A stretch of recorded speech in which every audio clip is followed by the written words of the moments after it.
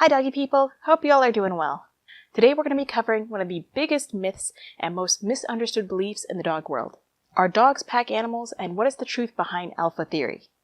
It's a bit controversial, although it really shouldn't be because it's based on scientific facts and not political agendas or personal beliefs. But nevertheless, people will still fight you to the death over what they believe is true. They pick and choose what they want to believe from the original theorist who coined the term alpha, when specifically referring to a pack leader. The same biologist who renounced his previous publishings and claimed they were inaccurate and outdated. But never mind that new stuff that he's coming up with, that's just hogwash. No, you still need to be your dog's pack leader, you need to be alpha, you need to dominate them through acts of aggression.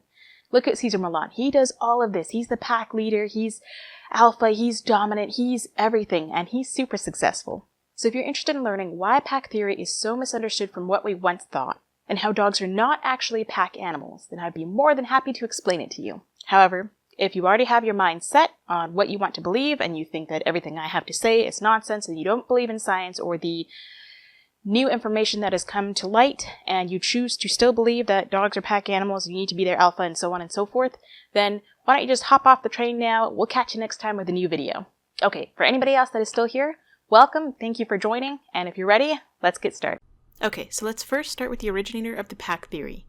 This was a gentleman by the name of Rudolf Schenkel. In 1947, Rudolf was an animal behaviorist who carefully observed the interactions between members of a wolf pack at the Zoological Institute of the University of Basel in Switzerland. Now, it's not clear how these wolves came to be in captive holdings at this institute or how old each member was when they arrived. You might ask why it matters what age they were when they got there, but it can be helpful to understand certain details of each member to predict how this might affect the relationship within captivity. For example, we don't know if they were snatched up straight from the wild as a fully grown adult, or a young puppy who couldn't even open their eyes yet.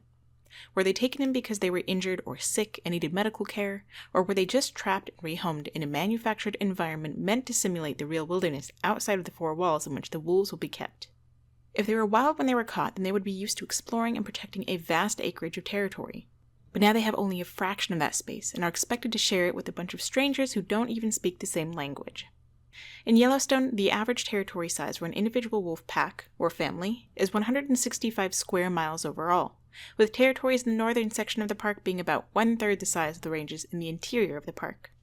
Even with the smallest slice of territory in that pie graph, that is vastly larger than anything those wolves would expect to live in while in captivity. Okay, so now we know who started the ball rolling with pack theory, but let's move on to the other OG and creator of the term alpha. That would be Dr. David Meech, an American biologist and wolf behavior expert. He studied a wild pack of wolves in a natural setting on Ellesmere Island in northwest Canada back in 1986. He would continue to study these same wolves for the next 13 summers. Meech later conducted a study on pack behavior in their natural habitat. That study found that wolves held in captivity changed their behavior. In captivity, wolves exhibit a social hierarchy resembling that of alpha theory. But in their natural habitat, wolf behavior resembles that of caring parents, not competitive alphas. Again, we have to ask ourselves why they act differently in captivity. Could it be that they are wild animals and are used to hunting for their meals and fighting for their survival? So when they're placed in an environment where they no longer need to preserve their energy for hunting and protecting themselves and their territory, and their meals are placed at their feet, they will use that energy to fight amongst each other for their fair share of the food. Instead of working together to tirelessly follow a herd of elk and take down a creature many times their size, that energy goes towards fighting off your competition, even if it's your own roommate. At one point in time, Meech's studies and publishings agreed with and supported Schenkel's theory, but after further research and observations, he realized that just wasn't true. One of the outdated pieces of information is the concept of the alpha wolf being a tyrannical leader. Alpha implies competing with others and becoming top dog by winning a contest or a battle. However, most wolves who lead packs achieve their position simply by mating and producing puppies, which then become their pack. In other words, they are merely a breeding pair, or parents, and that's what they are called today. The breeding male, breeding female, or male parent, adult male, adult female, so on and so forth. In the rare packs that include more than one breeding animal, the dominant breeder can be called just that, and any other breeding daughter can be called the subordinate breeder. Now that brings me to the subject of dominance, and what it means versus what we think it means. The definition of dominance is the state or fact of being in control of or having more power than another. However, this is not a behavioral trait. This is a momentary situation, whereas the same dog can be dominant over another in one instance and submit to the act of domination in another instance. An example would be if I dropped a treat between Adonis and Hermes, and Adonis corrects Hermes to get the treat. Since Adonis is bigger and stronger, he will win the battle, making him dominant in this moment. Don't worry, I would never allow this to happen. I'm not stupid. I don't want to set my animals up for failure. If I do have a trait that is between two animals, especially two predators, the difference between predators and prey, meaning that they can both correct each other, but predators will cause more damage than they mean to with a correction. A snap, a bite, whatever. So if I have a treat, then I always have two, if I have more than one animal, and I separate my arms to separate the animals so that one animal doesn't feel the need to protect both traits and there's no need for them to correct the other animal. I make sure to not set up a situation where any animal can get hurt or one animal will feel the need to protect the resource over the other animal. So again, stupid human mistake, not the dogs. Now say they're in the same situation, but Hermes doesn't back off and proceeds to take the trait anyway.